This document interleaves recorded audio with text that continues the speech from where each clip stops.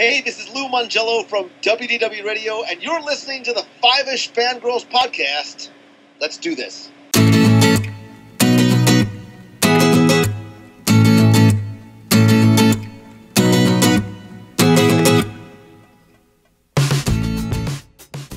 tangents this week continue all the way to episode 237 of the Five-ish Fangirls podcast. Don't ever apologize for being the smartest one in the room.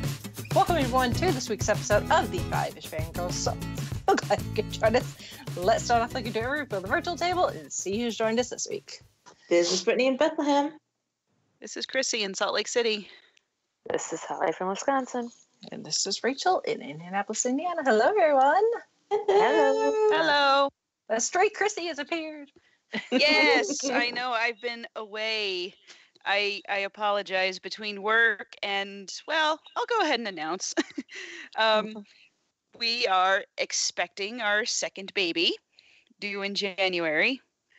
And part of why I haven't been around is because for those who have been mothers or are expecting children or whatever, first trimester sickness is not the greatest. It's not fun, but it's starting to kind of ease up a little bit. So yeah, and then work schedules and our schedules and things. It's just been kind of a mess. So I'm still here. I'm back. She's just making it human, Yeah, no biggie. Nothing too hard. I'm just, sitting still, but expending enough energy. I'm running a marathon. Yeah, all the time. Just a little thing. Just a little energy. Yeah. Yeah. So, of course, Chrissy picked a very good week to come back when we're going to spoil everything. It's all right. This is sort of my mine and Jared's attitude about movies these days, because it's kind of hard for us to get there. It's like, you know what, we're gonna get the spoilers eventually. If we get to see the movie in theaters, great. If not, you just kind of have to go with it. Yep. But before we get to those spoilers, just a little bit of news. Not a whole lot of news, but Fandom Christmas is later this week, so there's going to be news. We'll watch the go kablooey. Yeah, but that's for next week's show. So that being said, Gen Con, which is coming up way quicker than I would really like it to. I was looking at the calendar the other day and I'm thinking I've got 3 weeks. No, I've got less than that now. Con Crunch is a thing.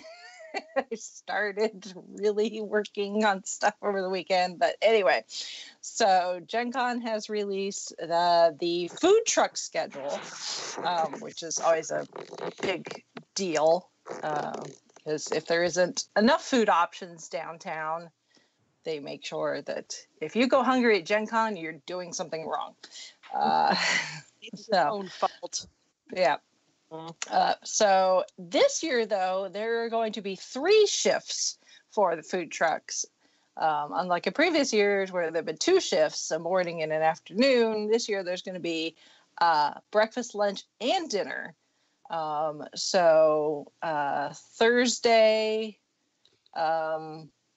Thursday through Sunday, breakfast will be there 8 to 10 a.m. Lunch will be 11 a.m. to 4 p.m. And then dinner time will be from 5 p.m. to 10 p.m. And then the Sun King Beer Garden opens at 5 p.m. on Wednesday. And then will be open noon to 10 Thursday through Saturday. So, and then if you're part of the Facebook group for Gen Con fans, one of the admins has posted the schedule with the actual truck names, but I don't believe that Gen Con has posted that publicly yet. So, because I think it was still a work in progress. So if you want to know exactly which truck is going to be where and at what time, stay tuned for that. So, because some people, they like to wing it and they just kind of go out there and see what's out there. But some people like to really plan ahead, whether it's because they've got a particular truck that they really like or, dietary restrictions. So they need to look at menus ahead of time, that sort of thing. Plus, the lines for the food trucks can get very, very long. So if you know which truck you want and what you want to order before you get there, that'll make your life a lot easier. When you get up there, you can just be like, I want this. Here's my money. Give me my food. Yes, it's like that John Panette skit. You look it up on YouTube, where he's in line at like McDonald's or Burger King, and he's just very impatient because the person in front of him is like staring at the menu like, I don't know what I want, and he goes, if you don't know what you want, get out of the line. Mm-hmm. He does it better, so look him up. He's hilarious. That just reminded me of that. Yeah. Or that weird guy in the first Ant-Man movie at Baskin Robbins. That too. It's like, no, we sell ice cream.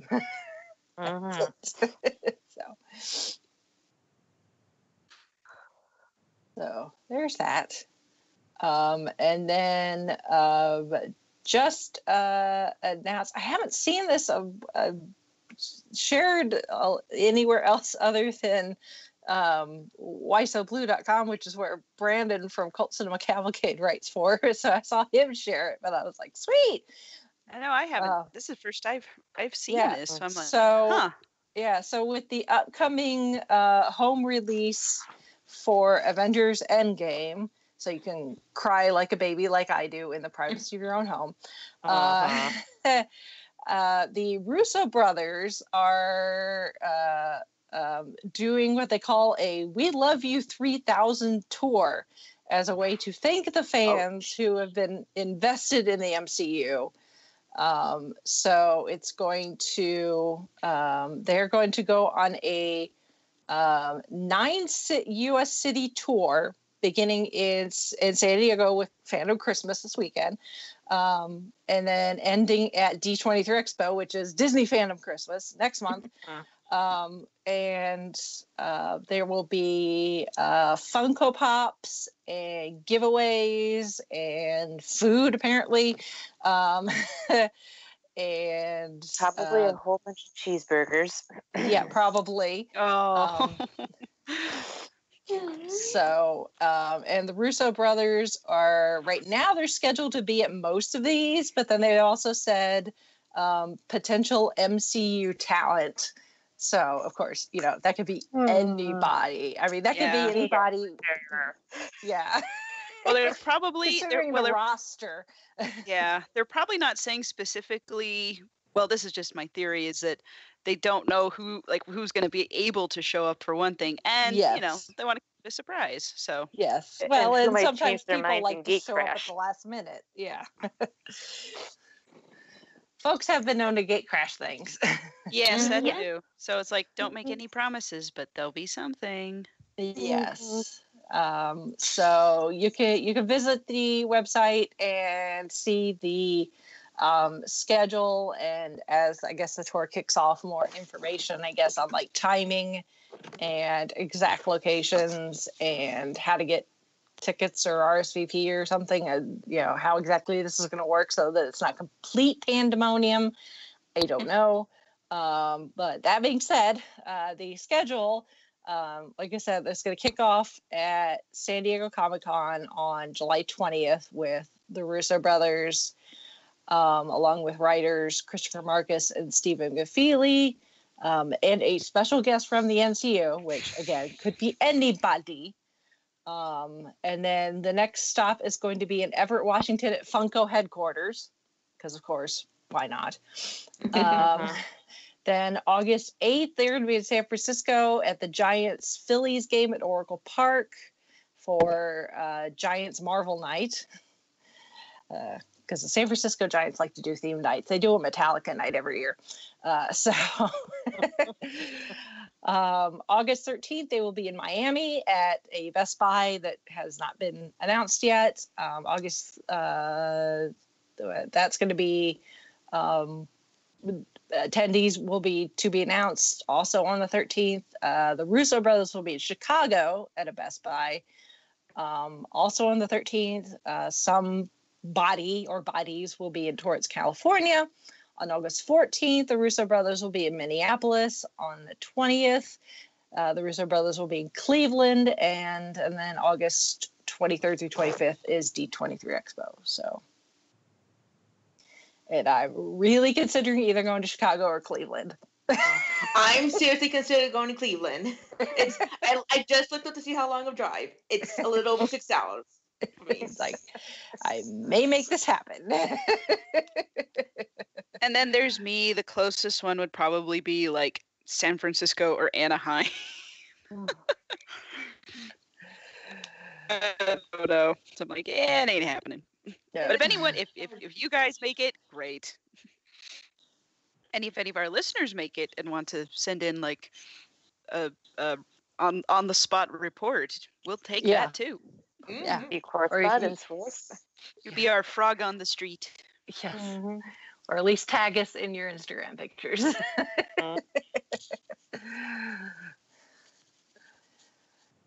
So that's exciting. I saw the list and I'm like, ooh, Chicago. It's like, oh, Chicago's not my first choice. Like, ooh, Cleveland. Like, that would be better. All right. And that's it for news. So, like I said, until Fandom Christmas later this week. So, all the funness starts dropping. And then we don't have any feedback, so I guess we'll move on to this week's main topic, which, as we mentioned earlier, spoiler alert, sound the alarm. If you have not yet seen Spider-Man Far From Home and don't want to be spoiled, turn this off and come back later. Otherwise, you have been warned. So... oh boy. Yeah. So Spider-Man Far From Home, the 23rd movie in the MCU, I think is what we're at now. Yep. Spider-Man's third appearance. Well, it's his second major film, and then like his first appearance obviously was Civil War, and then Infinity War, and then a little bit in Endgame towards the end there. So yeah, well, so this is like he's had like he had quite a bit to do in Infinity War. So yeah, I mean, okay, so there was Civil War, he had Homecoming, then Infinity War, and then Endgame. And then so this is his fifth movie in the MCU. Yeah. I was just thinking of like how much screen time Spider-Man has had. Yeah, I was trying to I don't know. Yeah. I kind of felt like his role in Endgame was pretty substantial, even though he wasn't there till the end. But I don't know. I feel like he was an important character there. Oh yeah, definitely. So anyway, so this is Spider-Man's oomph appearance in the MCU. So he's been in it a lot. He has. They've taken advantage of Sony going, yes, you can use him. And Kevin Feige going, sweet, excellent. Obviously, this is post Endgame, which it should not be a surprise to people. I know that supposedly some people were like, the fact that this had been announced before we got Endgame, we're like, oh, that spoils the fact that Spider-Man comes back. Like, yeah, but we knew most everybody was going to come back. They weren't going to literally kill off one of the most popular Marvel characters on the entire planet. Right.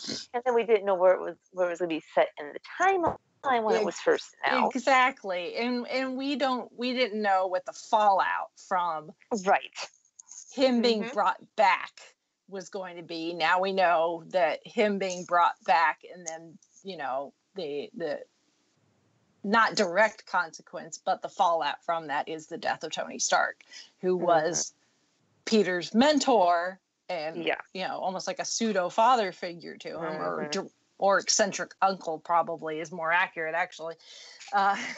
This is Tony we're talking about. True. Crazy billionaire eccentric uncle. So possibly crazy, not quite sure, but a little.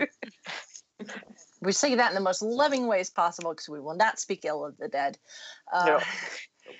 But we don't know. He would say the same thing, and you know it. He would. He actually. Well, even when he's darn proud of it too. Even when Peter and Happy are having a heart-to-heart in the film, and Peter's like, he's like, I don't know how to handle this, being a superhero, and he's like, I can't figure it out, where I should focus my energy, that sort of thing. And Happy was like, Tony was my best friend, but he was a mess. And FYI, kid, he felt the exact same way, even though he bluffed his way through it a little bit better. Yeah. Well, with age comes wisdom. So true. Peter's still young. He's got a lot to figure out. So I will never hear Whitney Houston's "I Will Always Love You" in a different way again. Yeah. So the Far From Home takes place 8 months after essentially Tony Stark's funeral.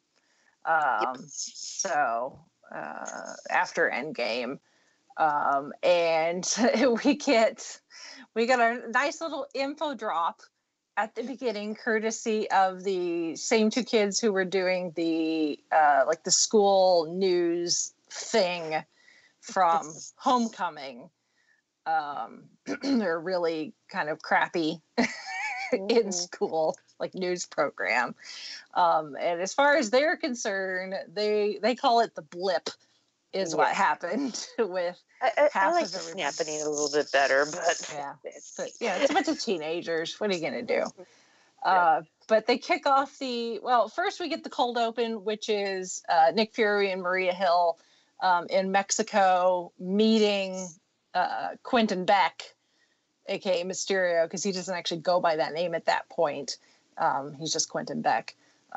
They meet him in Mexico where he's fighting a giant sand monster.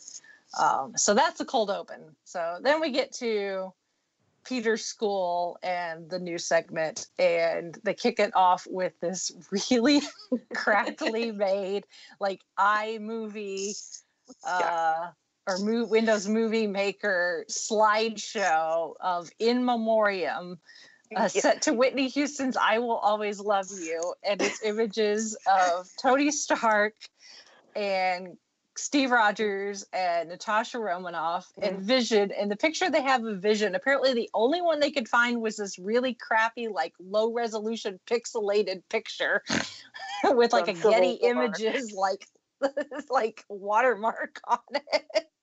On the candles, yeah.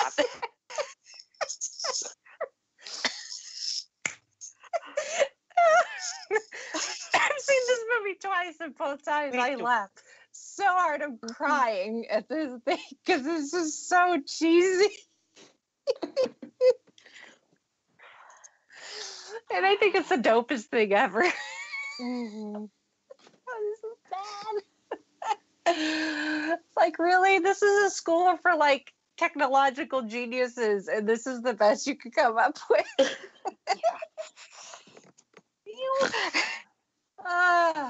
My goodness. So they explain the blip and how it's been 8 months since the blip was reversed. And even though when the blip was reversed, those that had been blipped away, even though they had already taken midterms and stuff, all the teachers decided that they need to repeat the school year over completely. Oh boy. Yeah. Yeah. So now how would you feel to be one of the kids who didn't get blipped and was like, wait, I have to repeat the 10th grade? Well, they didn't necessarily make it clear if everybody has to repeat or just the people that blipped. I think it was just the people who blipped. Yeah. That was my interpretation of it. Yeah. So most of the characters that we recognize, at least as far as the kids, obviously Peter Parker, Ned, MJ, Flash, Blondie. I can't think of her name at the moment. Most of them blipped, so they did not age in the 5 years the time jump is. Obviously, all the students who didn't blip, they did age, which becomes a minor plot point, which is just kind of weird that they have this one student. He's like the only student in the group that's aged up 5 years that didn't blip.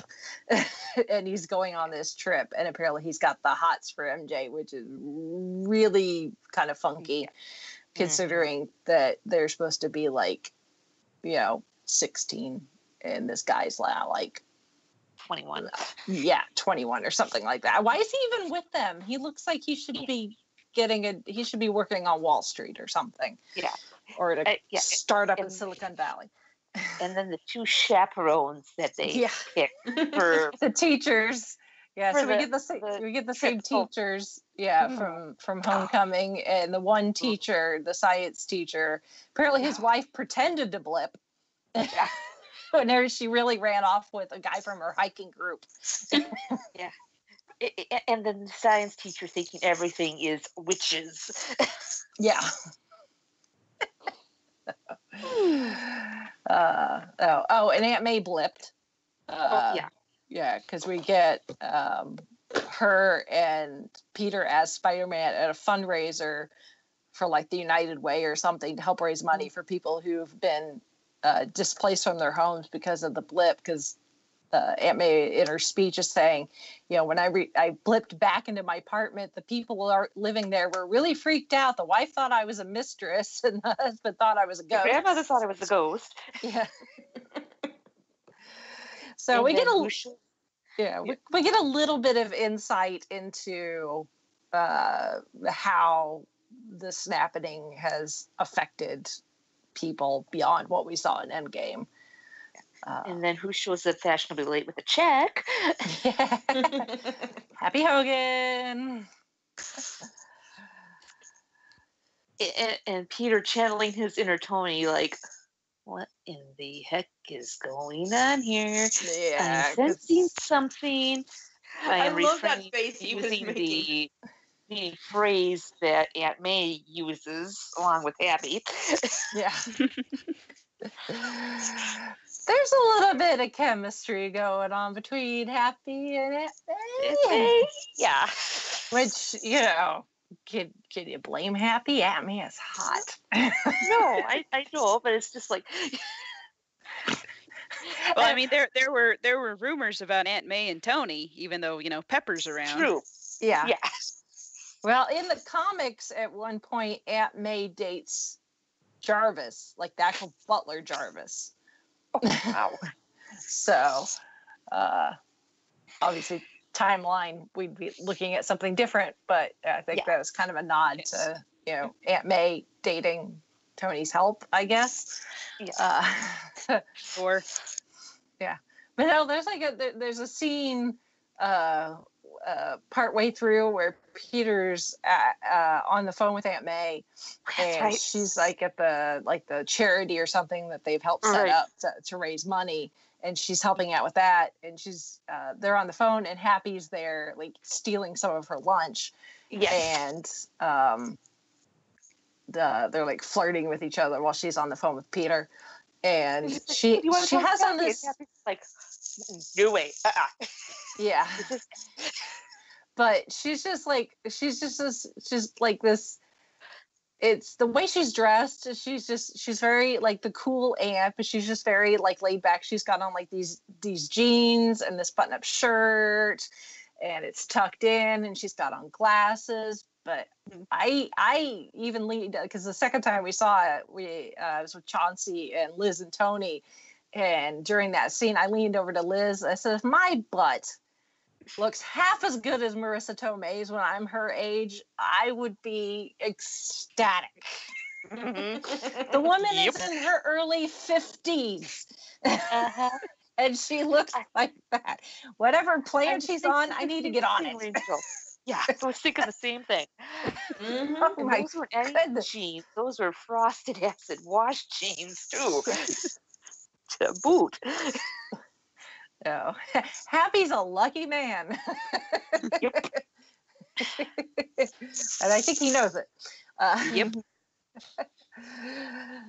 But anyway, enough about Marissa Tomei's ass. That's America's ass. Sorry, Chris Evans. Well, no. Captain America's retired, so someone else has to take the title. That is true. Exactly. Yeah. There we go. America's ass. That I title mean, is now moved on to Aunt Anthony May. Mackie is a good-looking dude, but I'm voting for Aunt May. I vote to move that title onto her. Thank you very much. All in favor, say aye. guys have it. Anyway, enough of that Aunt May's ass. Back to Peter. The whole focus of this movie. It's supposed to be the focus of this movie. Where are we? Oh, yeah. He Blip. So the science club or whatever that Peter's part of, and Ed and MJ and some other students are part of, are supposed to be going to Europe, and it's supposed to be a science related trip. There's no science in this trip whatsoever. I was gonna say, And even the one who took the Ambien, he's just like, Yeah. you didn't check the website? Oh, Yeah. that would have been a good idea. Just like, Yeah, to make sure the museum's open. dude. My Well, type A planner part of me that plans trips was like, you didn't even bother to check the website. What kind of planner are you? You're in charge of children? So we've got this whole Peter likes MJ. MJ likes Peter, but of course she doesn't want to admit it because, she's all tough and, not conforming to, the world's ideals of what a girl should be like, unlike what's-her-face Blondie, whose name I cannot think of. Betsy, something like that. Betty. Blondie. Hair. I was going to call her Blondie. Yeah. She and Ned end up becoming a thing. Yeah. While they're in Europe, though. Even though Ned was all like, dude, we'll be a couple bachelors in Europe. Europeans love Americans, and half of them are women. Well, Peter has this whole plan of going to Paris, Black Dahlia necklace for MJ, and then telling her how he feels. Yeah. And hoping that let's she not forget says the same. The fact that Peter has been giving Nick Fury the runaround. Yes. You do not send Nick Fury to voicemail. You do not ghost Nick Fury. Apparently you do. Ned found that out the hard way, but he was cool with it. Yeah. In the discussion before Peter leaves for Europe, him and Aunt May had the discussion of what we know as Spidey sense, but I don't know if they can't use that term because of or if they're just poking fun of the fact that they're not, that they don't want to use that term or something. So it's not Peter tingles. That doesn't sound good. No, exactly. That's what I was refraining from saying a little bit earlier. Peter tingles. So if his name was anything but Peter, yeah, be okay, maybe. Oh my. So while they're in Venice, which is their first stop on the trip, they witness another encounter with Quentin Beck, with this time a monster made out of water. The first one was sand or earth. This one's water. And Peter doesn't have his suit. He does have his web slingers, but he doesn't have his suit. He has it with him in Europe, but he doesn't have it on him while they're in doing the touristy stuff in Venice. But he does the best he can. But it ends up kind of Quentin does defeat the hydro monster, water monster. It's not Hydro Man. That's a completely different character. very similar though, and they actually end up referencing the actual Hydro Man character when they're trying to figure out what happened later. And Flash mentions some sort of experiments and it affecting a naval officer or a fisherman or something, and that's actually Hydro Man, the origin story for Hydro Man. So anyway, Easter egg. But they end up giving him the moniker Mysterio because they don't know what his name is, and the Italian news calls him just the Mystery Man or something like that. Mm-hmm. So when Peter gets kidnapped by Nick Fury, and he ends up meeting Quentin, and he refers to him as Mysterio, he takes on that moniker. And with meeting with Quentin, Quentin tells him that he's from a different Earth, that the multiverse is an actual thing, which in the MCU it is. It has been referenced to in Doctor Strange, but we haven't actually been to anywhere in the multiverse. But supposedly Quentin Beck is from a different Earth where the MCU, or at least Earth that we know, is supposed to be Earth 616, which is the prime Earth in the comic books. But actually the MCU is Earth like 1999 or something like that as far as the MCU is concerned. So I've got that written down somewhere. Okay, yeah, Earth, yeah. It's supposed to be Earth 616, but that's the prime universe that the comics are in, but the MCU is actually Earth 199999. Yeah, it's where the MCU exists. So.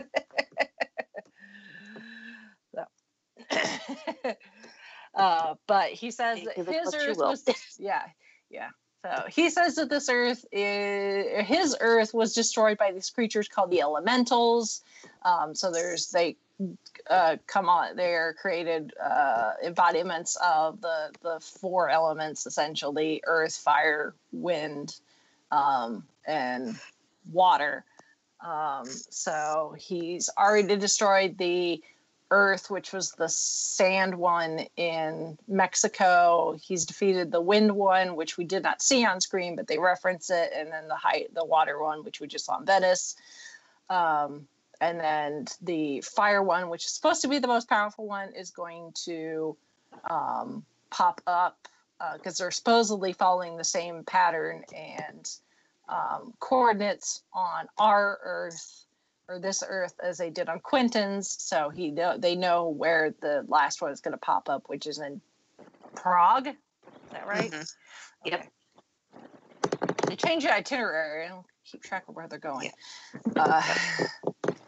Apparently, continuity-wise, like, so if you go to IMDb and look at like the goofs and continuity errors, like the biggest chunk for errors is later when when they do the train thing, that apparently the trains that Peter supposedly takes don't actually exist. Like, there's no way you could actually take a train from where he went to where he went, or at least that type of train or something. So, like, that's wrong. Well, and then Nick Fury hijacks the trip. station. Yeah, they never make it to Paris. They end up going to Prague instead because Nick Fury hijacks their trip. Because he wants Peter and Quentin to team up because there aren't any other Avengers available, and Peter essentially has been passed the baton from Tony because Tony leaves him these glasses, like the ones that Tony Stark always wore, like the square frames, where he could talk to like Jarvis or Friday or whoever that had the AI built in. He leaves Tony leaves Peter a pair of those glasses to essentially say, kid, I'm passing on the baton to you, some of the responsibility. In this case, it's another AI called Edith, which means even dead, I am the hero. The hero. Yep. You know what? With anyone else, I would be kind of that is not right. But with Tony, it's totally Tony. It's definitely something you would expect from him. Mm-hmm. Well, and I was a little surprised that it was a female voice. I was thinking this would be the perfect time to live on and have it as his voice, but yeah, too soon. I think Tony just likes the female voices. Yeah, that's true too. Yeah. I think there's something a bit more comforting, maybe, about the AI having the female voice. Jarvis excluded, obviously, but Jarvis is special. Right. So all the others, Friday, Edith, Karen, all those. But yeah, even dead, I am the hero. So it gives Peter like full backdoor access to pretty much everything Stark Tech. Including and killer drones. Yeah, which trying to clear the guy's picture that got taken. Yeah. Yes, because again, weirdo, one student who didn't get blipped and therefore is 5 years older than everybody else on this trip happens across, like, sure, really, you followed Peter, you creep. As much as he tries to explain it away. He happened across Peter when they stopped for a bathroom break on their way to Prague, where Peter encounters one of Nick Fury's cronies or whatever, but it's this woman, very imposing, like German or whatever she is. And she made Peter a new suit so that he would have something to wear that's not obviously like, oh, it's Spider-Man, the one from New York. Known as the Night Monkey suit later on. Yes. It's called the Night Monkey. But she wants to make sure that it fits Peter before he takes off with it. So he starts to take off his clothes, and then this guy wanders in, sees Peter with his pants down and this blonde chick, and takes a picture and says he's going to send it to MJ. Yeah. Oh my. Yeah. Yeah. Instead of saying clear his picture or browser history, yes, he's a target. I was like, yeah. He ends up almost shooting the bus with a drone. And not just any drone, mind you, Stark Industry drones. Yes. So it was going to be accurate. It would have been very accurate. This isn't Hammer we're talking about. No, this is not Hammer tech. This is tech that actually works. Yes. Oh, Justin Hammer, tool. Yep. Yeah. So they end up at Prague. Peter wants to protect his friends, so he ends up using Edith to get them tickets to the opera, which none of them want to go to, but it would keep them inside, where potentially they'd be safe when this last elemental appears in the middle of this festival of lights that apparently Prague is having. It's like Mardi Gras, but like nighttime and with lots of dazzling lights and stuff. Yeah. But then he and MJ, he keeps trying to talk to MJ, trying to be all smooth, but it's awkward because they're teenagers and everything's awkward. And then he has to make another one of his lame excuses to disappear, which nobody bothers to make note of, except for, Ned knows, obviously. Yeah. But for everybody else, apparently, the teacher's oblivious. So he and Beck team up, and they end up defeating the fire elemental, but not without lots of destruction, and Ned and his girlfriend almost get hurt because they decided to sneak out as well, and they're on Ferris wheel. And apparently this elemental, if it gets near metal, it can absorb it and becomes more powerful. But they end up defeating it. And during the process, Ned names him Night Monkey so that people think that he's just a Spider-Man ripoff, European ripoff, because his suit's all black. But then he and Quentin Beck go out for a drink. Of course, Peter's not old enough to drink alcohol, but Beck has a beer. Peter has a lemonade, and Peter laments about the responsibility of being a superhero, but really he just wants to be on the trip with his friends and tell MJ that he likes her. And then some of these heart-to-hearts that he had with Beck, it was just like I could almost replace Beck with Tony. Yeah. And seeing tell Peter the exact same thing Beck was telling him. I'm like, yeah, it's like Nick Fury yells at Peter earlier when he's concerned about whether his friends will be safe or not, and Peter's like, you need to decide where your priorities lie, and Peter goes up on the roof to sulk and feel sorry for himself. And Beck shows up and he's like, hey, Nick Fury wanted me to come see if you're all right. He felt bad about yelling you. And Peter's like, really? And Beck is like, you do have sarcasm on this planet, right? yeah. So it's like they like their conversations on the surface level. It's like, this is the kind of person that Peter needs to be around, someone that understands the whole superhero gig. And Peter even says that. So when they're having another heart-to-heart post-fire elemental battle, and, Peter's, having a moment, essentially, he comes to the realization that Tony did not leave him the Edith glasses, because the note with the Edith glasses, I don't remember what it said exactly, but something along the lines of, for the next Iron Man, I choose you. Or for the next Tony Stark or something like that. Yeah.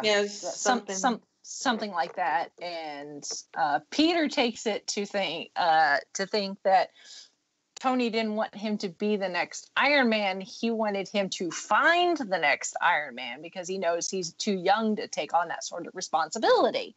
So he decides that Quentin Beck should be the person. And Nick Fury even said that, they were going to go to Interpol or wherever in Germany the next day, and wants Beck to go with them.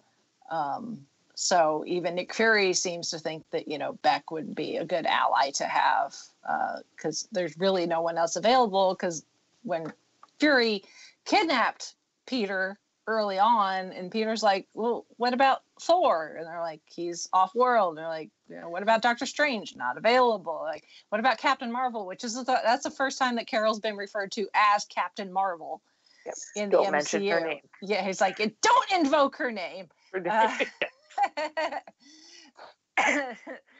it's like, there's no one else available, which, the ranks are a little low, at the moment. So Peter passes on Edith, gives control of Edith to Quentin. And even though Quentin, is like, no, that's not me, Tony left them for you, blah, blah, blah. And Peter eventually convinces him to take it. And Quentin's like, thank you for believing in me, blah, whatever. He's like, go talk to your girl. I give you 50-50 chance of it working, because you're kind of awkward, which is very true. So then Peter leaves the bar, and that's when the penny drops on, if you know anything about Mysterio, this should not have been a surprise, but Mysterio is a big fat fraud. I did a little research before going into the first. I just kind of skimmed real briefly, didn't get into much. I'm like, okay. Yeah. It's like, in the comics, he is in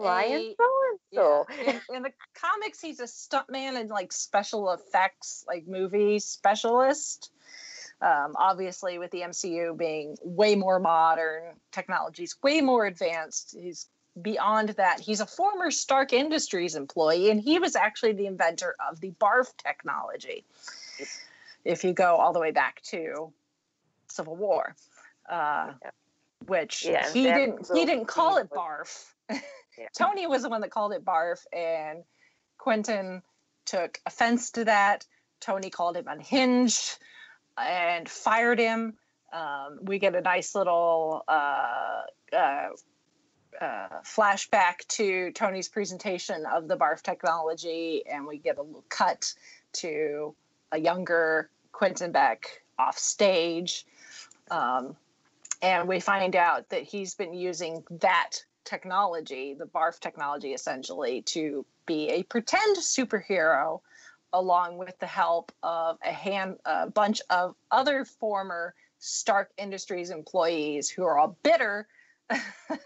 They're all bitter former Stark Industries employees, including, if you remember, he only appears in the first Iron Man a little bit, but if you remember when Obadiah Stane is trying to replicate the arc reactor technology, and there's the bald there's the bald scientist guy that Obadiah Stane yells at, says Tony Stark was able to build something like this in a cave in Afghanistan with a bunch of scraps. They bring that guy back. Wait, is it still Peter Billingsley? Yes. Yes, it is.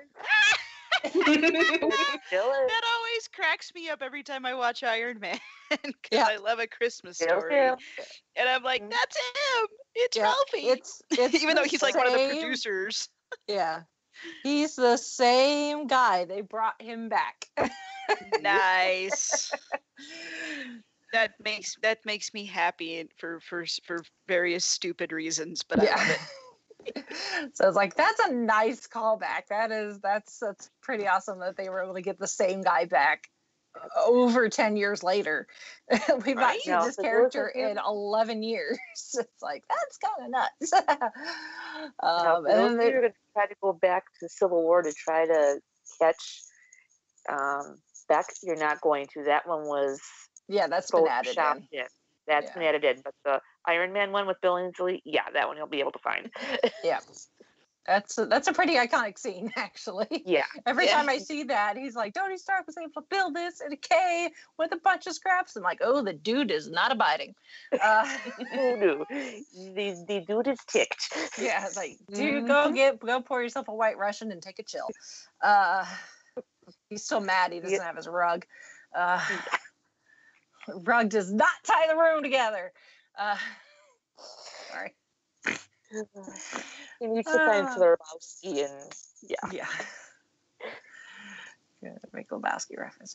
But anyway, so Quentin Beck, big fat liar, not super powered at all. It's all a bunch of really advanced tech using holograms with they are able to do like actual destruction because all the drones are also weaponized. They don't just project, but they have the ability to knock down statues and set fire to things and that sort of thing. So it is dangerous to a point, but things like the elementals aren't real.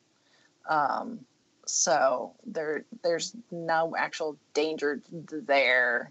So if that makes sense, it's kind of funny though, because when we see them working on, when we get to Beck's lair, and we actually get to see the technology, them doing a run through of just part of something, and Beck's not actually part of it. He's standing there giving direction. The suit that he's wearing is a mocap suit.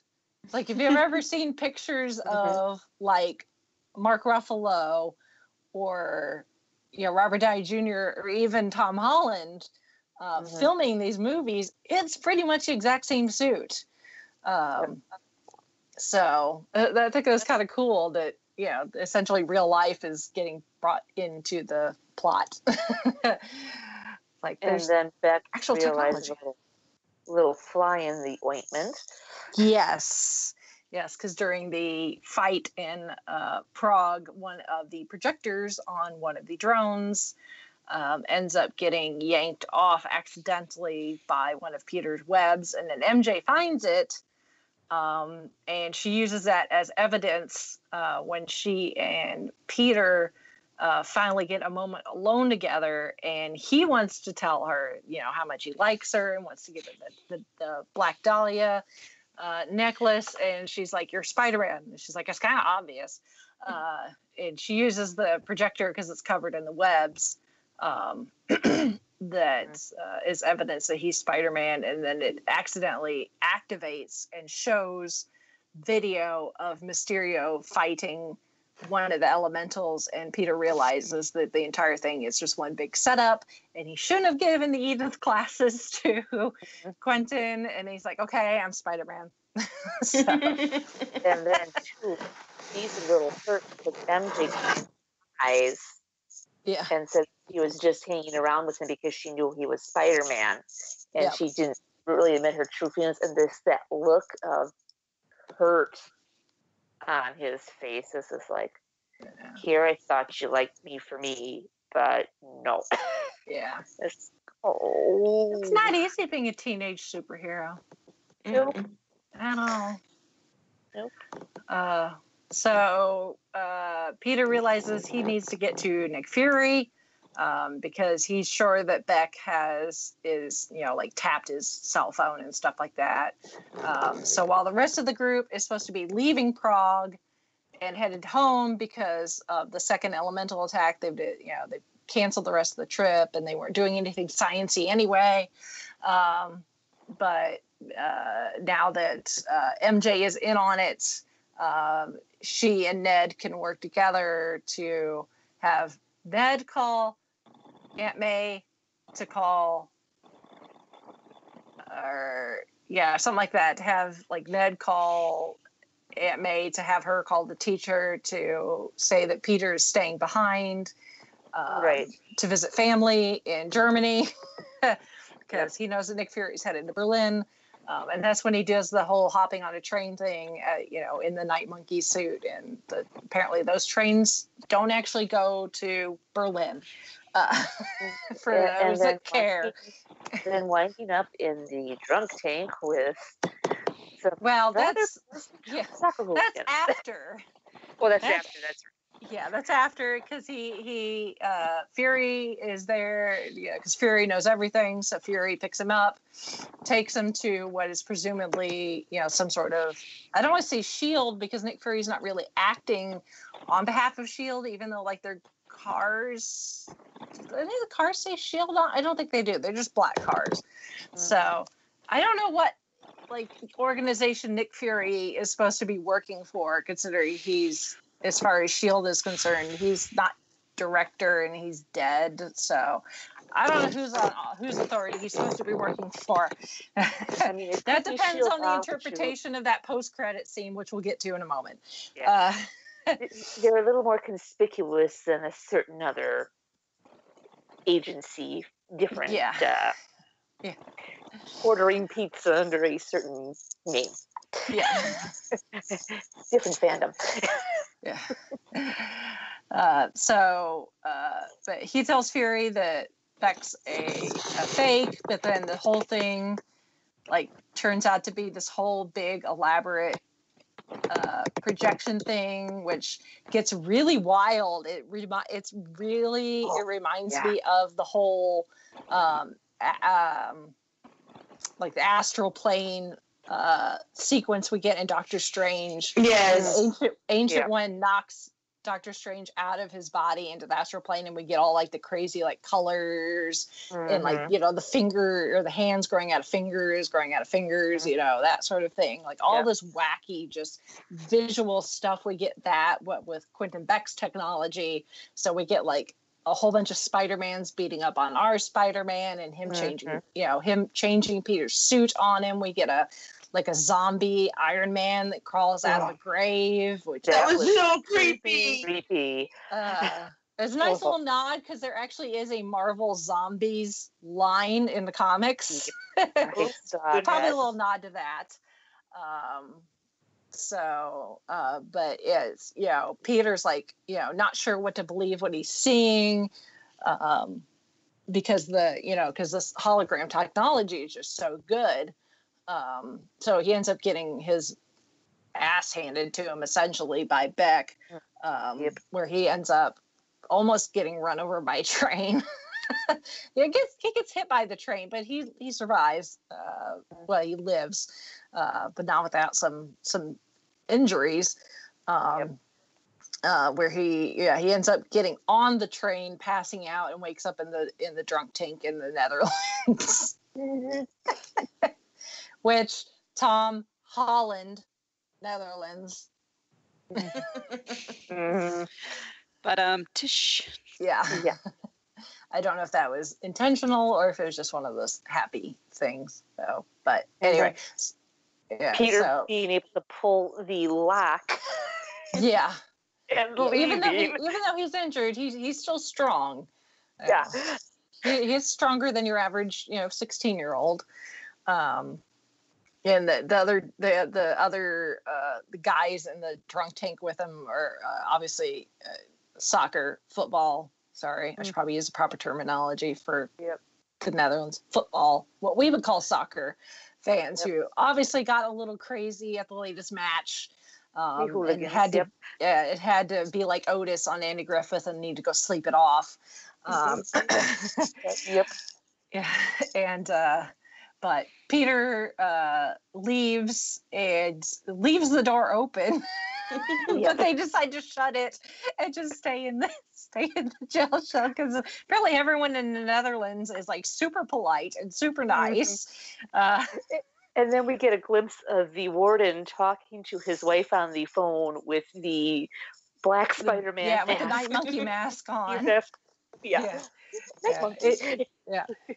asks to use some there's like a farmer's market or something going on outside. He asks him to borrow a guy's phone. He's like, "Oh, sure, here you go." He's like, "Everybody, you're so nice." So I don't know any Dutch people, but if y'all are actually that nice, you got a leg up on like Canada. Exactly. I thought Canadians were nice. I will say this: my in-laws. Now, my father-in-law was actually born in America, but like Jared's grandparents and some of his aunt and uncles were born in Holland. Mostly, they're known for being stubborn. Oh. Yes. Having a grandfather who was from Honda. Yes, stubborn. Yes.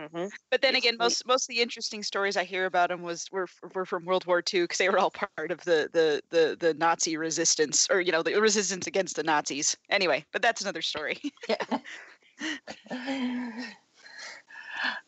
So Peter calls Happy. Happy comes in a Stark jet over Tulip Field. Poor Tulip. Gorgeous tulip field. And they have their heart-to-heart. And they figure out that his friends, MJ and Ned, are in London. Thanks to Flash. Thanks to Flash, constantly posting on social media. But Beck, because he now knows that MJ and Ned know that he's a fraud, he has to go after them, if not the entire class. So Peter and Happy have to hightail it to London. In the process, Peter has to create a new suit because the Night Monkey suit is completely destroyed. So he gets to bring up everything Stark has on Spider-Man and custom make his own printed, like 3D printed suit on the flight from the Netherlands to London. And Happy handles the tunes. Yes. Wow, that 3D printer is pretty efficient. Well, it is Stark tech. Yeah. That is true. And Happy picks suit in the time it takes to fly from the Netherlands to London. That's not a long flight. Yeah. And the music that Happy picks is AC/DC's Back in Black. Back in Black, which is a nice throwback to the first Iron Man again. Yeah. But and then Peter going, "Oh, Led Zeppelin, I like them," and I face probably like, "Kid, has Tony taught you anything about music in any of these talks?" Oh my gosh! And then there's like college kids or even high schoolers that are in like my Twitter feed or whatever, going nuts over Queen and knowing who they are, and I'm just like, Peter, you got to go talk to some of these people. Yeah. It's a deal. I mean, there were a couple of teens that were sitting in the theater when I first saw it. They were even facepalming me because they knew that wasn't Led Zeppelin. Yeah. It was like, thank you, kids. Like, obviously, Tony's not around anymore. So eventually, when Peter Parker and Peter Quill cross paths again, Quill needs to school Parker on classic rock. Yes. Apparently so. Goodness. Yeah. It's like, Aunt May, what are you teaching your nephew? Yeah, really. It's like, what are you doing? I mean, are you teaching him life skills like laundry or something? stuff that's actually useful, not like not that Empire Strikes Back is this really old movie. Yeah, or Aliens. Mm-hmm. Yeah. Well, Peter was onto something though with the bringing down Ant-Man though. Oh my. So we get to London, and that's where we have like the big fight where Quentin. Too many people with similar letters in their names. Yep. Come on, Marvel. Stop with the alliterative names.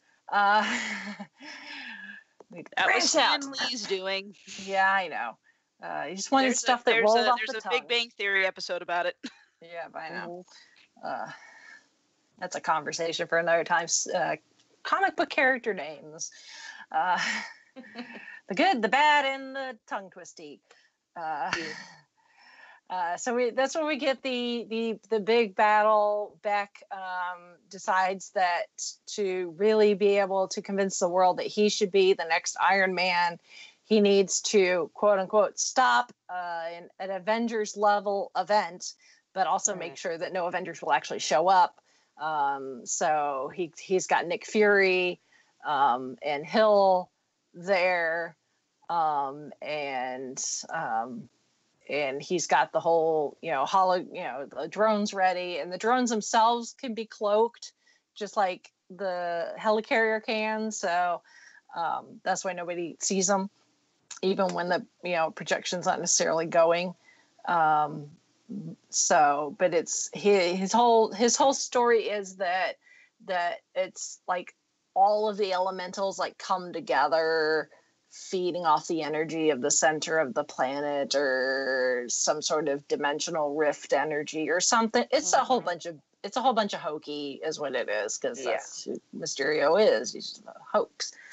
Well, he's having a guy feed it to him anyway too. Yeah. Help me out here. Yeah. So he's in an access like crosswalk on one of the bridges over the whatever river that is, the Thames. The Thames. In downtown London. So we've got Peter trying to stop Beck.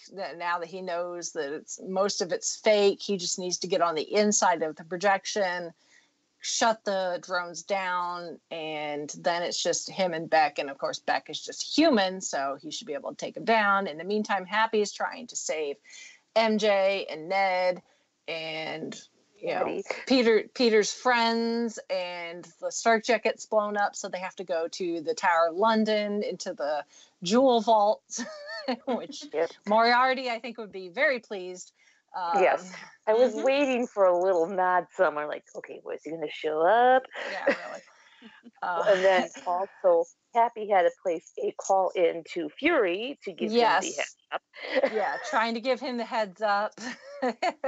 Trying to give him a coded message just in case Beck was listening in. Yeah, first word appearance is not what they seem. Yes. Fury's like, don't ever call this number again. Fury is very furious. He doesn't suffer any fools lightly. But at this point, he's supposedly Fury has got some suspicions about Beck anyway, although Hill is like, no, he totally did not. But that could just be Hill throwing him under the bus for all we know. Because she can do that. She's like one of the few people who can't do that. And get away with it. Yeah. But so we've got Happy trying to save Peter's friends, and and they're using different weapons from inside the Tower of London. Like MJ grabs a mace, and Happy ends up grabbing a shield and tries to throw it like Cap and fails spectacularly. Yep. And they lock themselves or shut themselves inside like the jewel vault, essentially the crown jewel room, which is supposed to be like 8 feet thick or something like that. Yeah. But then the drones have like laser cutters, plasma cutters, so they're trying to cut through, and they all think they're going to die, so they start confessing things. Like MJ's like, I always tell the truth even if it hurts people because I'm obsessed with the truth. And Flash is like, I've spent all I've done is post stuff on the internet to get people to like me, and Happy, and then Happy confesses that he's in love with Spider-Man's aunt. And then all 3 kids look at Happy like, what? Like, I thought we were sharing. Well, then there was another nice little nod to Captain America and Thor with Peter taking the insides of one of the drones. Yeah, and whirling it. And yeah, he takes the insides of a drone and ties it with like some rope, and then takes like a street sign and uses it as the shield, and then he flings the inside of the drone, kind of like Cap through Mew Mew, which it was a nice nod. But eventually he gets the drones down, so that it's just him and Beck. But of course Beck still has a few drones with him, and tries to use again hologram effects to disorient Peter, but this time he taps into the Peter tingles. Kind of like Daredevil, where he just kind of focuses and uses his senses and is able to do some pretty awesome maneuvers. And Beck he corners Beck, and it looks like Beck accidentally got shot by one of the drones, but we find out at the last second that's again another projection. Beck almost shoots Peter with an actual gun, but because he's got the Peter tingles, he's aware of it. Yeah. So they have this. Yeah, go ahead. And then before that, Maria comes to save Fury. Because Beck had a drone on Fury. Yeah. That was cloaked. Yeah. So Hill, being a badass that she is, and Fury not even flinching. Nope. He's like, "You got me." She's like, "I got you. Gotcha. I got you back." So they have this Peter and Quentin have this final confrontation. And Peter gets Edith back and uses Edith to shut off all the drones, and Quentin dies. And Peter has Edith confirm that there's no illusions being used. And then he and MJ reunite, and she confesses that she does actually like him, not just because she thought he was Spider-Man. He had given the Black Dahlia necklace to Happy to give to MJ just in case something happened to him, and it gets broken in the process, but she actually likes it because it was glass. It was Italian, like hand-blown glass. And she actually likes that it's broken, because the whole reason she likes Black Dahlias as her favorite flower is because of the murder, the Black Dahlia murder. Because that's MJ. Yep. So, but they confess how much they like each other, and they have their first kiss, and then their second kiss. And then they get back to the States, and Peter thinks that he and MJ and Ned and Blondie should go on a double date, but then Ned and Blondie tell Peter that they broke up. Yep. Apparently it was only a vacation thing. Yeah. So, but then Peter confronts Aunt May and Happy on their relationship. And Happy thinks that it's more serious than And May's kind of taking a page out of Tony Stark's book, like, it's open. Yeah. Like, oh, it's just, a thing. We'll just, let's see what happens. And Happy's like, oh, it's serious. Like, oh, we thought Peter and MJ were awkward. Sometimes you just don't grow out of it, kids. Sorry. Dating is awkward no matter what age. Mm-hmm. So Peter's like, I'm going to go because I have a date. Because I know exactly where my relationship stands at the moment. And he takes MJ for, a web slinging ride, essentially, across New York. Stinger. Yeah, which she does not like at all. Compared to other girlfriends that Peter has had in other Spider-Man movies, this one, not a fan.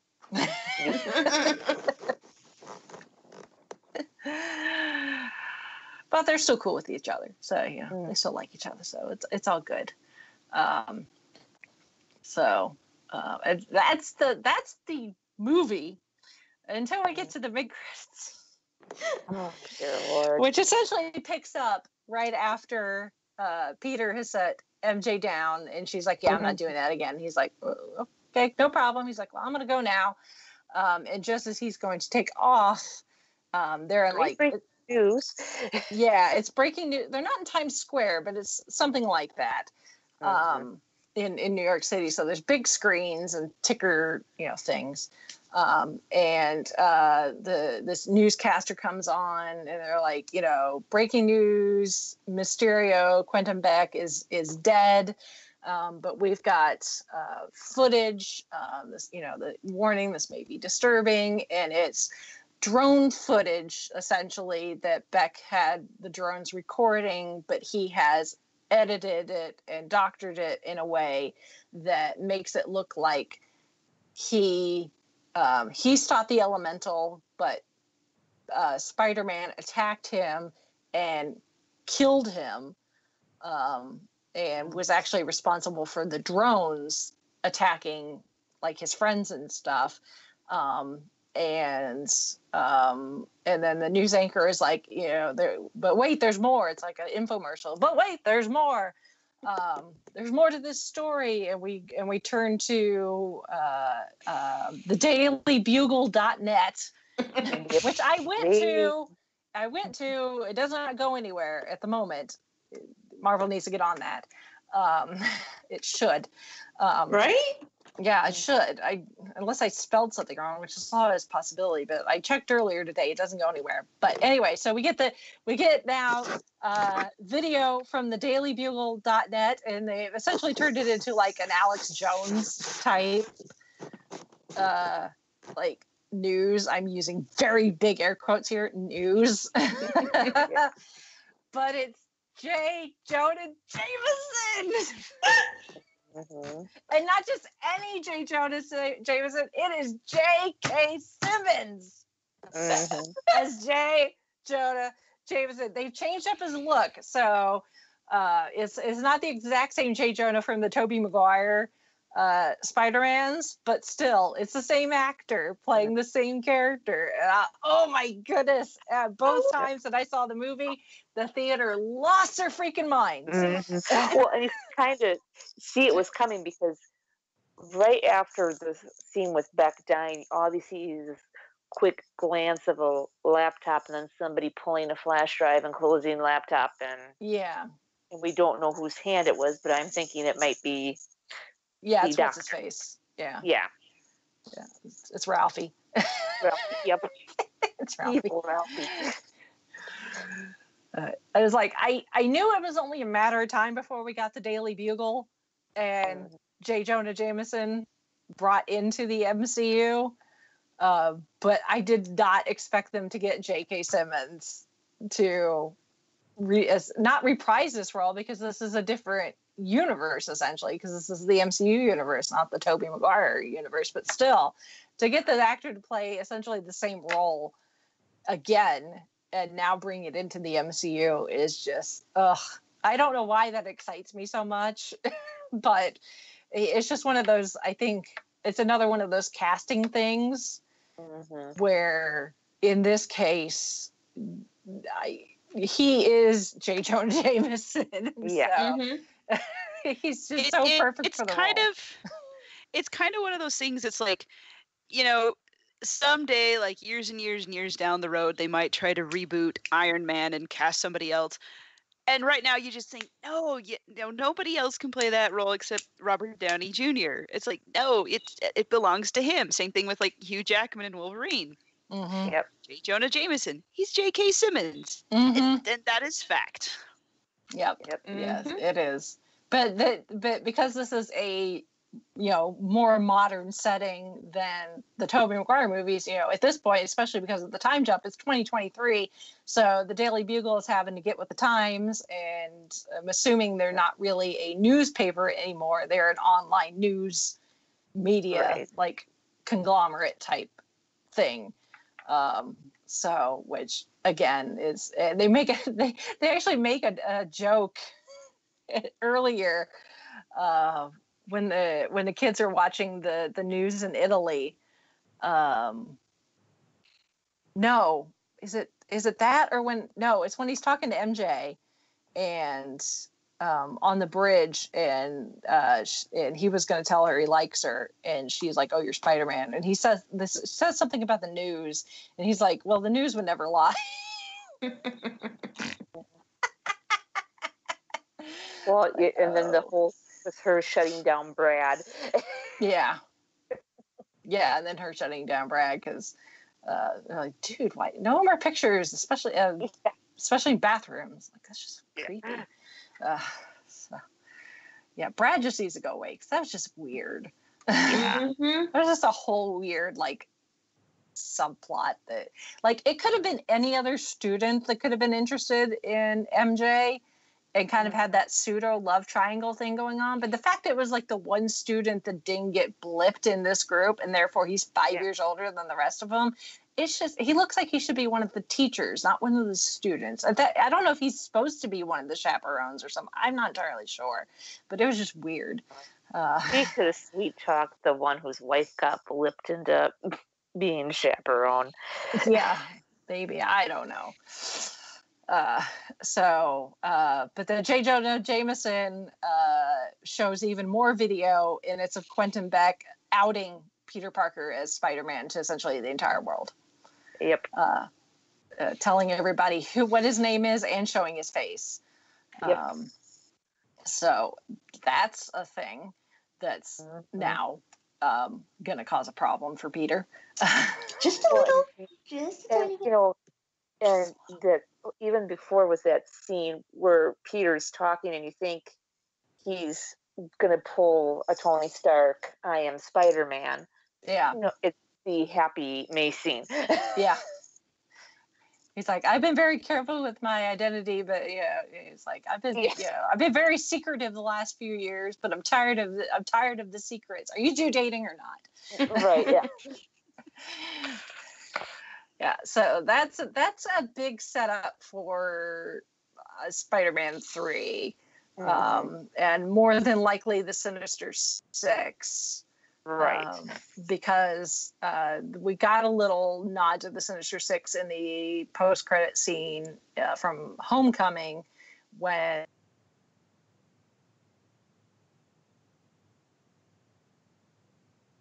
someone else, he's like, "Oh, I heard you knew who Spider-Man's identity was." And he's like, "If I knew who Spider-Man was, you think he'd still be alive?" So, of course, now everybody knows who Spider-Man is, good and bad. And then supposedly Flash's mom might have some tie to the Sinister Six or family members. Maybe, because that's kind of one of the things I had heard. See any of Flash's family, other than him and his driver, apparently. Right. So that's a thing. That's bad. Yeah, and then the post-credit scene, if that wasn't enough. Oh dear. We see Fury and Hill in the car after everything, And Hill is all like, that didn't necessarily go the way that we thought it was going to go.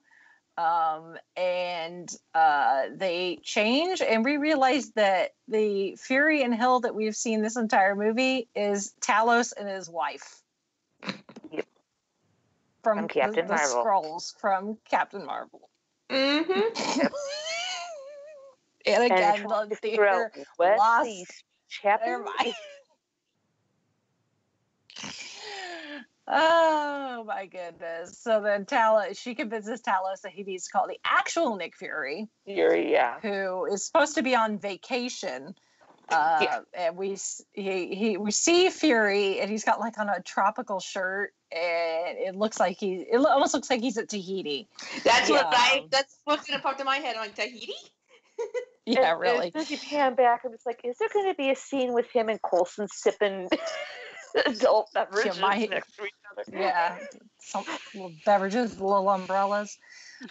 But we realize that Fury is actually the beach that he's on is actually just a projection, and he's actually on a spaceship out in outer space with the rest of the Skrulls.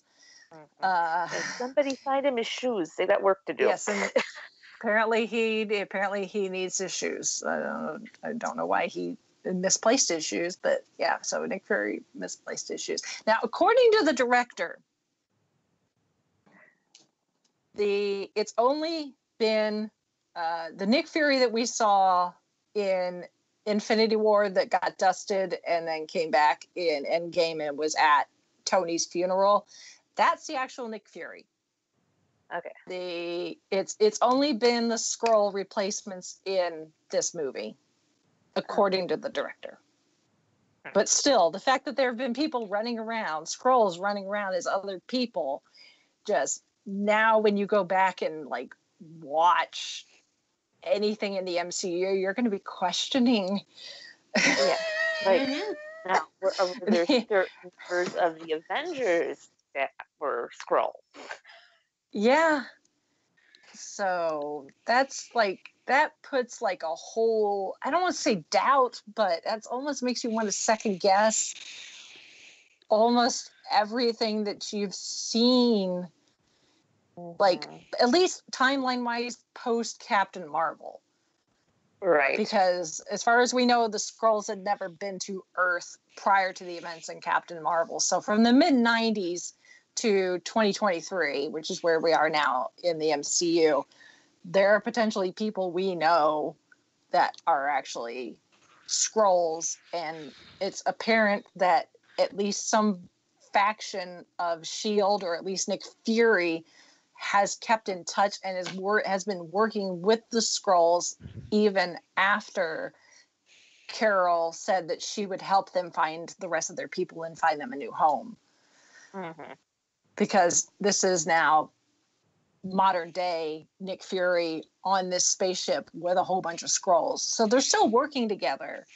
Mm-hmm. But we don't know for how long and what exactly they're doing and what this ship is. I've seen different reviews and people have different ideas on what the ship is. Some people think it's SWORD, which is essentially S.H.I.E.L.D. in space. Mm-hmm. The space division of S.H.I.E.L.D. It could be a Skrull ship. It could be something else. It could be something Captain Marvel found. We don't know. But all we know is that as far as Nick Fury, the Nick Fury we know, he's in space. Mm-hmm. And we don't know where Maria Hill is. It would be funny if the ship that Fury was on, Rocket, had somehow managed to steal. Yeah. Although some people think that the Nick Fury in Age of Ultron is a Skrull because we see him eating at one point and he's eating diagonally cut toast. Ooh. Ooh. So. And that was the one thing that he had told Carol that was interesting. This is gonna be fun. Going back and maybe like trying to find those little. Well, yeah. Here's some more Easter eggs and trivia for you. So at the charity fundraiser, there's a wrestling poster featuring Crusher Hogan. Crusher Hogan is the wrestler that Peter Parker gets in the ring with in Spider-Man's first appearance in Amazing Fantasy number 15. There's a lot of stuff on license plates, like the car driven by Fury and Maria as MTU, and a bunch of numbers as Marvel Team Up issue 83 from 79. It's called Spider-Man and Nick Fury. According to the storyboard artist, Sam Raimi's canceled Spider-Man 4 was supposed to be, the villain was supposed to be Mysterio and was going to be played by Bruce Campbell.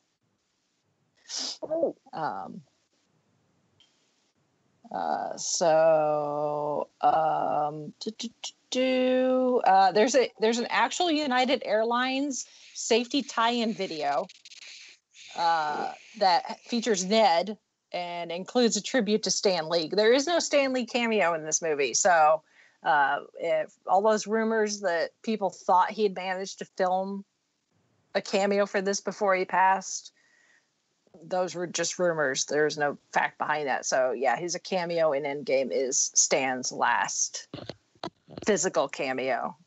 That doesn't mean that maybe he's not in there somewhere and just people haven't spotted it yet, but he makes a picture cameo in the United Airlines safety video, which I will put a link to in the show notes because it's actually quite funny. Let's see. Peter's passport lists August 10th as his birthday. That was the first appearance of Spider-Man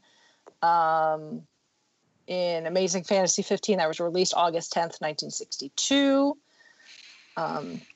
The oversized check that Happy brings says Synchrony on it. Synchrony Bank is the company who distributes the Marvel credit card.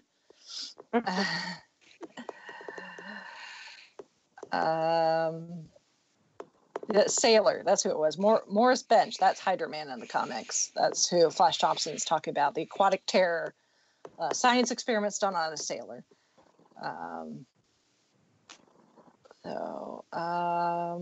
Let's see. I had kind of seen a little Easter egg. I don't know if it's been brought up, but during one of the scenes, I think it might have been in New York or before Peter gets put on that train, there was, where are we going to go next? Or we can't wait to see where you go next. And there was like a 1, a 2, a 3, and then a 3 and a question mark. Yeah. So what's coming for phase 4? Yeah. Well, and when he picks MJ up and we have that sign in the background, I guess like the cross streets that he's at is the physical location of the Baxter Building in the comics. It's at those streets. So a lot of people think that there's Easter eggs hinting to the Fantastic Four.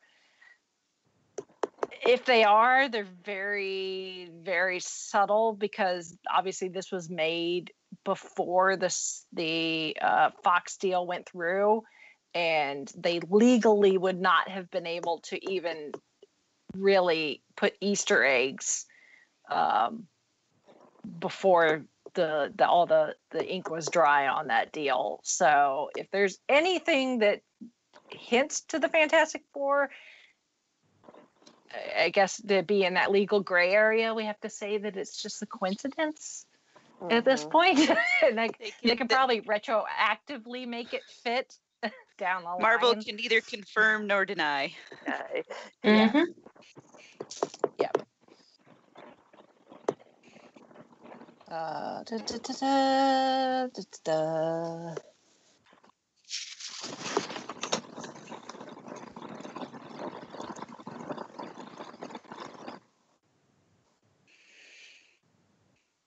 Yeah, and then there's a bunch of license plates that give nods to things, like the boat sign reads ASM 212,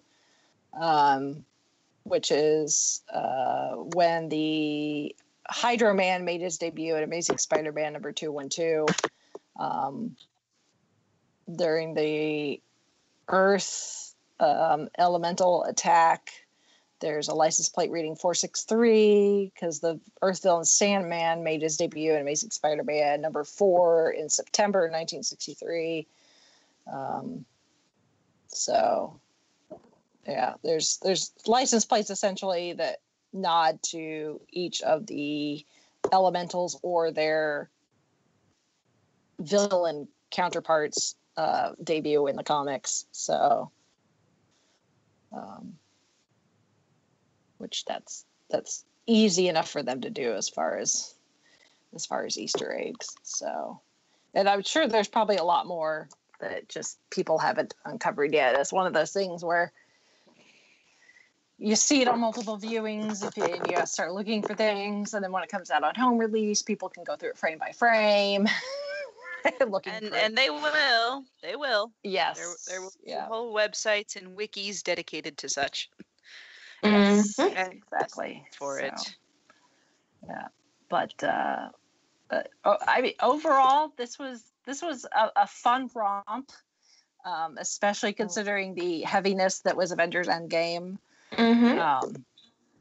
Even though it does have its touching moments, the tribute video at the beginning, notwithstanding, it's not sentimental at all. It's ridiculous, but like, Happy and Peter having the little heart to heart when Happy comes to rescue Peter in Holland or the Netherlands is sweet. There's tributes to Tony and Iron Man all over the place, all around the world. There's a collage of drawings and different pieces of art in Peter's classroom when they're still at school. There's murals that have been painted in Tony's honor on the sides of buildings in New York and other cities that they go to. And there was almost like an altar honoring him in one of the countries too. Yeah. So there's all these nods to the legacy of Tony Stark and Iron Man, which is nice, and it makes sense that we would get our first outing post Tony's death with Happy and Peter, who, Happy was obviously Tony's right-hand man, and Tony's good friend, and Peter was the surrogate son or surrogate nephew, depending on how you want to look at it, who had this relationship with Tony, and Tony saw the potential in Peter, and Peter was struggling to live up to his own expectations for himself and the expectations that he thought Tony had for him in Homecoming, and we saw that, but now Peter has to live with that responsibility with great power. The adage from Uncle Ben, or as Daisy Sky did in early ages, with great power comes a whole bunch of crap that you don't want to deal with. Funny you mentioned that. I was watching the first episode just like a few hours ago. And Peter is realizing that with great power comes a lot of crap that you may not want to deal with. But now he does not have Tony there to mentor him and to help guide him. It's tough enough being a teenager, with hormones and homework and home responsibilities and that sort of thing. But then throw being a superhero and now a recognizable superhero on top of it. And it's not like when Tony Stark got up and said, "I am Iron Man." I mean, that was his choice to come out and make his public persona, his identity public, and he could handle it. Peter is like, I'm just a kid. Mm-hmm. He's just a kid from Queens, trying to kiss a girl he likes.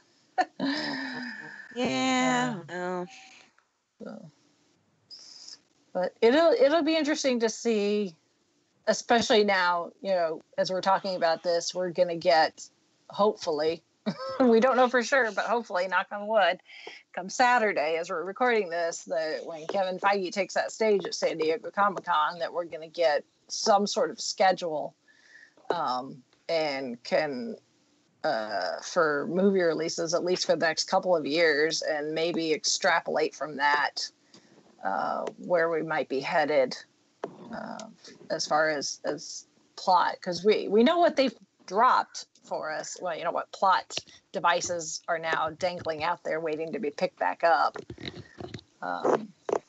But it'll be interesting to see how they incorporate what we know now going forward.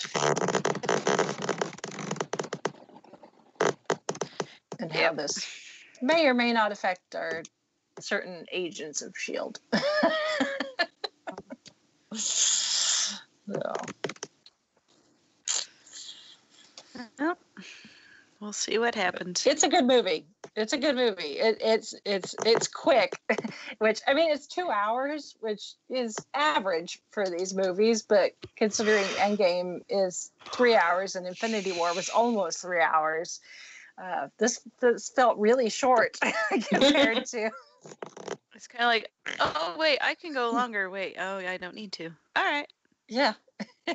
So the only thing is, if you want to, you got to have patience with the post-credit scene. The mid-credit scene, it's not so bad. The movie ends and you get the fun credits, was it the Go-Go's Vacation? Yes. Is playing, and we get some pictures, like the kids, like school pictures and some of their pictures from like their vacation and stuff from their trip. And we get the fun credits with the fun music and the fun graphics and stuff. And then we get the mid-credit scene with J. Jonah.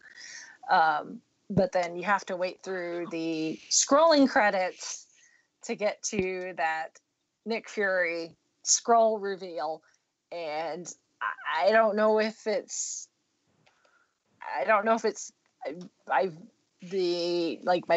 patience has been affected because of sitting through Endgame 3 times or something, but for some reason those scrolling credits feel like they take forever. Yes, I was wishing for a remote to just say, "Hey, let's speed this up, please." Yeah, I don't know what it is, but it's so. I mean, if you want to hang out for that Nick Fury reveal,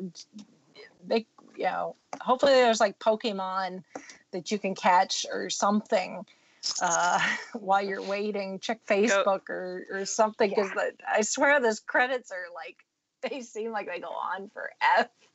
And I've never had a problem with an MCU movie before. Go out for a restroom break and then come back in.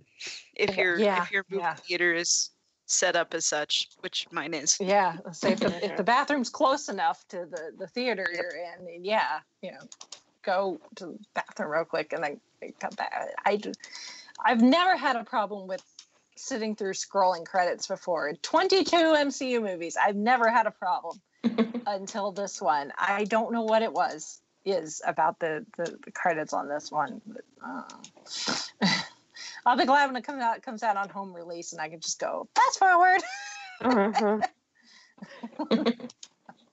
For sure.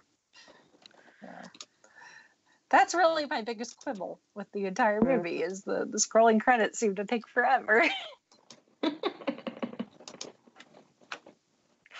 First world problems. And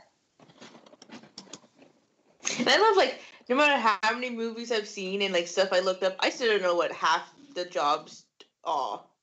Yeah. Like, yeah. I mean, I feel guilty because I should, but yeah. I'm sorry. I don't know what you do. I mean, I'm totally down for making sure that everybody who has a finger involved with these movies gets credit. Gets credit. So.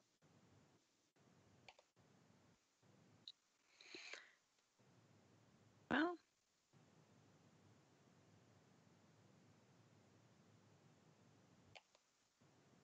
Oh well. Again, Oh, first world well, problems. yes. It's a hat. Yeah. It's a hashtag. If we have to have something to criticize, it's like when you're in English class and you'll have to write a paper and you'll have to edit it, and I'll have something positive and something negative to say. It's like, okay, what do I say that, okay, not negative, but something that they can improve, more like. Yes. But yeah, and they're just like, well, you could have put this comma in a different spot or something. Really stretching here. Or you could have added a couple little more Easter egg pop-up things while we're waiting for the final. Yeah, if I have to sit through a lot of credits and a lot of words, I don't know. Anyway, sounds like, yeah, we're gonna go see it eventually, and I'm just like, you know what? There's no point in trying to avoid spoilers. It's just not in the cards. Yeah, I for mean, us.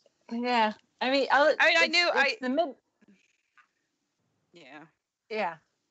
Yeah, so it's I'd the heard mid about. credit and the post credit scene that are like the most spoilerish, like the big spoilers, the Yeah. Quentin Beck fraud thing. If you know anything about Mysterio, that should not been a surprise.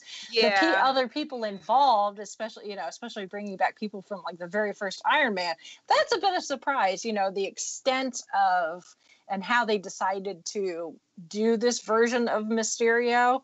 It's like if you knew from the comics, he was a stuntman and a special effects artist in like movies.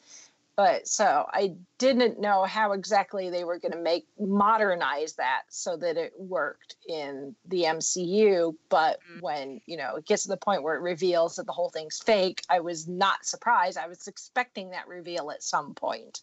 Right. Because I knew enough about that character. But it's the credit scenes that are like the bombshells that you're like, so... Okay. Which not everybody stays for those. So no kidding. Well, at this your point, mileage may vary, I guess. Yeah.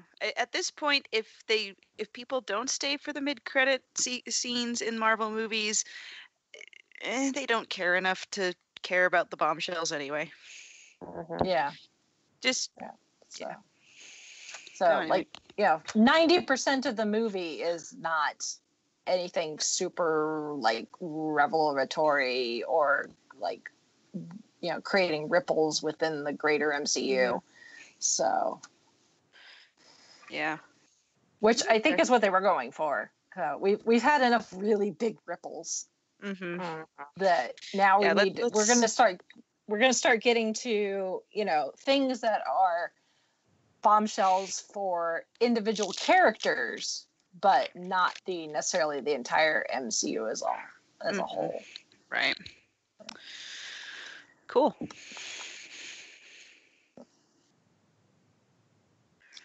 All right. That's our 2 cents. So worth seeing. Yes. And yes. All of the above. Don't necessarily need to rush to. Yeah. Yeah, we'll get there eventually. Like I said, it's been a busy summer. Yeah. Yeah. The fact that it's mid-July already that we're talking fandom Christmas is just nuts. Yeah. Indeed it is. So, well, if any of our listeners have seen Spider-Man Far From Home or want to talk about anything else that we've covered on the podcast or will cover in future, send us feedback. Our email address is 5ishfangirls@gmail.com. You can also go to our website, which is the5ishfangirls.com, and go to all of our social media places. Leave us comments, leave reviews. You can also support us through our Patreon, through our Amazon store, which happy Prime Day. Sure. We're something like that. Or our t-shirt shop, which there's more than t-shirts there, but there's a it's all on our website. And as always, new design added today. Yes. So there's new stuff. Yes. So go check it out. And as always, we thank you for your support, whether you are supporting us through listening, leaving reviews, leaving comments, leaving feedback, or through our Patreon or Amazon or any of our other monetary support. You guys are awesome, and we love you all. Hugs and high fives all around. Mm-hmm. Yep. Mm-hmm. All right. Well, with that, we shall sign off for this week. This is Brittany and Bethany saying goodnight. This is Christy saying goodnight from Salt Lake City. This is Sally from Wisconsin saying good evening. This is Rachel in Indianapolis, Indiana. What's up, Flash Mob?